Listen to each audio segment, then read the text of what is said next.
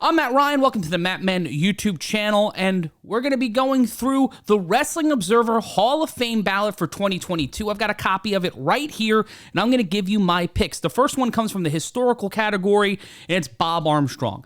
Bob Armstrong as a draw, as a talent, whether it was as a lot of our generation knew him as, from Smoky Mountain Wrestling, being the matchmaker, constantly at war with whether it be the Dirty White Boy or Jim Cornette, or even being on Jim Cornette's side in the 1990s, or going all the way back to the first Georgia War in the 1970s with All South, everybody moving to All South. He was one of the few, I think the only member of the roster who stayed there. That piece of history, also just him being a draw in Georgia, in Southeast, in Continental, being one of those last generation of true territory stars existing through all of those decades. A WWE Hall of Famer, of course, the father of Brad Armstrong and Brian Armstrong, the Road Dogg, and so many others within that family tree, that he deserves a spot in the Hall of Fame, in my opinion. Jack and Jerry Briscoe, as a tag team, were one of the major draws for the first Starrcade.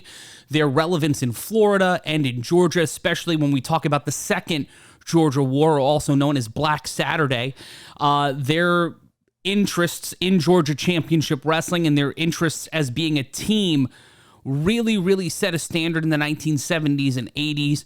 And you could put Jack and Jerry in individually, but as a tag team, I do believe they should go in.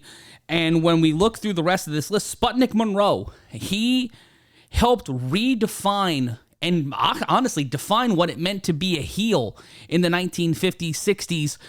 What he did in Memphis. There's a great documentary about Sputnik Monroe's contributions to the wrestling industry in Memphis Heat, and for what he did for civil rights in pro wrestling and in Memphis during the segregated South, during Jim Crow, I think slots him into the Hall of Fame no matter what, because when we look at the impact he had on the business and the way that all ran through, you deserve a spot for that, in my opinion. I think the historical significance of a person's value to the history of pro wrestling matters as much to what they did in the ring. And, you know, one of the first draws in the New York territory as a tag team, Miguel Perez and Argentino Rocca, the riot in the Garden with the Valiant Brothers, being a comic book character, being one of the main draws back when Capital Wrestling, the original Capital Wrestling, and Vince McMahon's first promotional endeavors with Toots Mondt, being the draw inside Madison Square Garden, being one of the biggest names in the Northeast. That alone, I believe, quantifies them to be Hall of Famers. And then the people who were dance partners with Jack and Jerry Briscoe at the first Starrcade, Ricky Steamboat and Jay Youngblood. They had such a short time together as a tag team, but if Jay Youngblood sadly doesn't pass away in the mid-1980s, I can see them doing another run. I can see them hopefully, potentially, when Steamboat comes back to the NWA or even in the WWF in 1987, 88, after Steamboat's run as Intercontinental Champion, them going up against the Hart Foundation, going up against some of those tag teams, or even going back to the NWA to face Blanchard and Anderson. There were so many undone things that just couldn't have happened because Jay Youngblood passed away. But within that time frame, they, alongside Ric Flair, were the undeniable draws in Mid-Atlantic, and that feud with Jack and Jerry shot them up into the stratosphere. I think they belong for what they meant to that first Starrcade card, which really set the pace for what became a golden era of professional wrestling in the 1980s. Going into the modern performers section, Junkyard Dog. Like, what he did in Mid-South, set against any other territory draw of the day, is insane. What he meant to that territory, what he meant to the city of New Orleans, what he meant as a whole to the business of Mid-South. And when he left, they kept trying to search for him. It was like the Bulls trying to find the next Michael Jordan. You just couldn't do it. No matter who you put in there, no matter what you did, you could not replace what JYD meant to that territory. And then his work in the WWF, being one of the upper echelon guys, being one of the first characters in the quote-unquote rock and wrestling era, and being in the cartoon. There's so many things that label him as a Hall of Famer. And I get the WCW run and everything leading up to his untimely passing, but he was a draw. He was one of the most iconic names in a period where drawing houses, putting an ass every 18 inches every single night mattered more than anything. And when you have lightning in a bottle like that and you don't recognize it in a Hall of Fame, I find that to be slightly ridiculous. So I put JYD on my hypothetical ballot. Kevin Nash and Scott Hall. I feel like I don't have to go in depth on this one. The NWO changed the business, and when they moved from the WWF to WCW, the ripple effects that did for the entire industry, when it comes to contracts, whether it comes to the angle with the NWO, everything that Kevin Nash and Scott Hall did as a tag team from 1996 to 1998 redefined the business. And I think that, and obviously it's a posthumous honor. I think Scott Hall and Kevin Nash deserve to be in there, even though Scott Hall did pass away. We recently just had his birthday, and sadly the passing of Tristan Nash, but those guys deserve to be in the Hall of Fame for that. Paul Orndorff was a top guy in Mid-South, top guy in Georgia. His feud with Hulk Hogan could have sold out the Pontiac Silverdome. The big event, the Saturday night's main event cage match, there were so many things during that feud that was one of the biggest money-drawing feuds in the history of the WWF. Paul Orndorff, another posthumous name that we'd have to add to this list, but he deserves to be there for that feud with Hogan alone. Hogan didn't do that on his own. He did that big business because of what he did with Paul Orndorff, and not just because he was Hulk Hogan. So in my opinion, he goes in there. And my next pick, Randy Orton. Despite what you will think of Randy Orton before the last few years, 20 years of being a top guy is a rarity in this industry, no matter the decade. And the ability of which he's been able to reinvent himself in the ring, reinvent his personality, finding himself becoming what seems to be an overall better talent, better person, better influence in the locker room. The work he did alone over the last few years has been Hall of Fame worthy. And you look at everything that he's done before that, his feuds with Mick Foley, his feud with Mick Foley alone was Hall of Fame worthy. The match they had at Backlash is one of the best matches, and I think Foley said it's probably the best match of his career. So I put Randy Orton in there as a quantifiable Hall of Famer. And then Rick and Scott Steiner. Come on. It's the Steiner brothers. What they did in the NWA, in New Japan, in WCW, in the WWF as a tag team is Hall of Fame worthy. The opponents they had, going back to their initial feud with the Nasty Boys, late 80s, early 90s, their match at Halloween Havoc is one of my favorite pay-per-view matches of all time. And I think that they definitely belong on the list. And I'm also kind of sad that they didn't have that kind of feud again with the Nasties in WCW when they were all there in the mid-90s. But I digress. When we move on, when it comes to Japan, I think Riki Choshu and Animal Haraguchi belong in there. So does Hayabusa. Manami Toyota and Toshiyama Yamada definitely belong in there for their gifts and what they provided to the industry. Hayabusa, another person, much like Jay Youngblood, we don't know what could have been if he doesn't get hurt. What Hayabusa could have been to this industry could have redefined aerial wrestling. We could have had someone who did what we see now from Blake Christian, from, Leo Rush, from all these great athletes. Hayabusa was pushing what that could be in the late 90s, early 2000s. The what could have been just always bothers me. And that's why I always push for those, because we don't know what it could have been, but we shouldn't slight them for what they did while they were here and the importance that they had after their careers or after their time on this planet has been done. So for me, Hayabusa's a layup vote for that. We go to the Europe, Asia, New Zealand, Pacific Islanders, and Africa. I have one vote here. Actually, no, I have two votes here.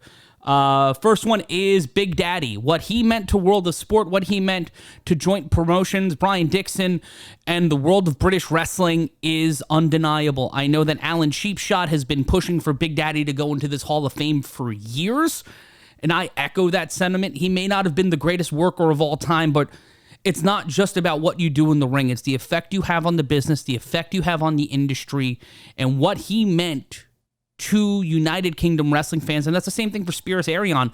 What he did in Australia for Jim Barnett made it into the biggest promotion in the world in the 1960s and 70s. The work that Spiros Arion did on top in Australia set the pace for modern television wrestling. What we know now, what has evolved into what we see on our TVs every single week, and that should not be discarded or looked at because it was 50 years ago and we don't have as much tape of it as we should. And also, if you don't subscribe to Crispy Lettuce or Armstrong Alley's Google Drive, you are doing yourself a huge disservice. There's a lot of great Australia on there, a lot of great wrestling featuring a lot of the names on this list. It's only $10. I suggest you sign up for it. Now, finally, something that's near and dear to my heart, the non-wrestler division, because I'm a manager, announcer, and promoter, and my picks are managers, announcers, and promoters. First and foremost, the Grand Wizard. You know, Ernie Roth's work, whether with the Sheik or in the World Wrestling Federation, is amazing. And he was one of the best managers, one of the guys who helps establish what it meant to be a manager, whether it was Abdul Farouk in Detroit or as the Grand Wizard in the WWF. His work with Sergeant Slaughter, his work with superstar Billy Graham, obviously. He's a draw. He was a draw. And he talked people into those buildings. And then my second pick coincides with that. The person who set the template for what it meant to be a wrestling manager, Bobby Davis. Bobby Davis's work with Nature Boy Buddy Rogers, his work in Capital Wrestling, is more than enough, in my opinion, for being the trendsetter, for being the person who laid the groundwork for what Bobby Heenan would later do, what the Grand Wizard would do, Jimmy Hart, everyone who picked up the mantle. Bobby Davis and Gary Hart were alike in the sense that they were talking logically, plainly, and weren't too braggadocious. And I think that Bobby Davis's accomplishments in this industry should not be overlooked because it was a bygone era. And my final picks, Reggie Parks for what he did in the world of belt making. His belts stand the test of time. They are still coveted by fans of not only my generation, the prior generation of wrestling fans, but modern wrestling fans now look at Reggie Parks' belt as the standard for championships in professional wrestling. And I think that should be recognized with enshrinement into the Wrestling Observer Hall of Fame. And obviously his time in pro wrestling. If you look up the Stu Hart rib on using Reggie Parks, look that up on YouTube. Owen Hart did it. It's hilarious. And that also should be why he's in the Hall of Fame. Morris Siegel, one of the originators of the Texas booking office, one of the founders of Houston Wrestling, definitely belongs in there. Someone who definitely should be in the Hall of Fame. And the final one, Ted Turner. Without Ted Turner, we don't have anything resembling to modern television wrestling. Because WTCG, the station he bought, which turned into TBS, facilitated for 50 years, for 5 decades, since 1972. This is the 50th year of wrestling on what is now TBS.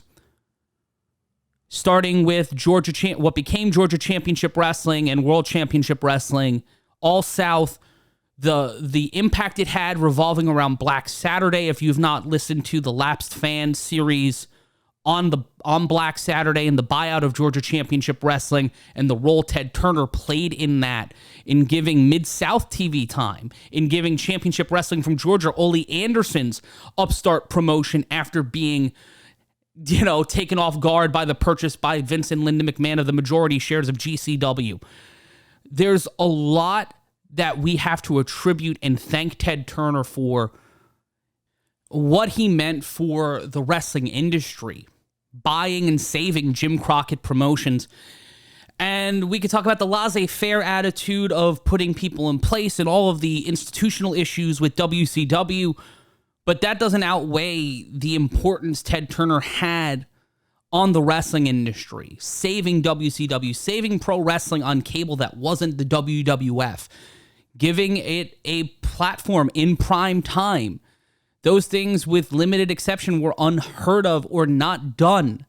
The impact that Georgia Championship Wrestling had because it had that Saturday 6:05 time slot. completely revolutionize what we think of pro wrestling. So for me, this is a big thing.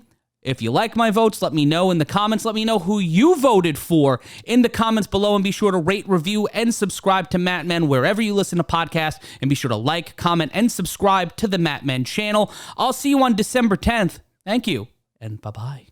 Thanks for checking out this clip. For more, be sure to like and subscribe. In addition to this channel, the Mat Men Podcast is available wherever you get your podcasts, and it's also available on F4WOnline.com as part of the Wrestling Observer Network.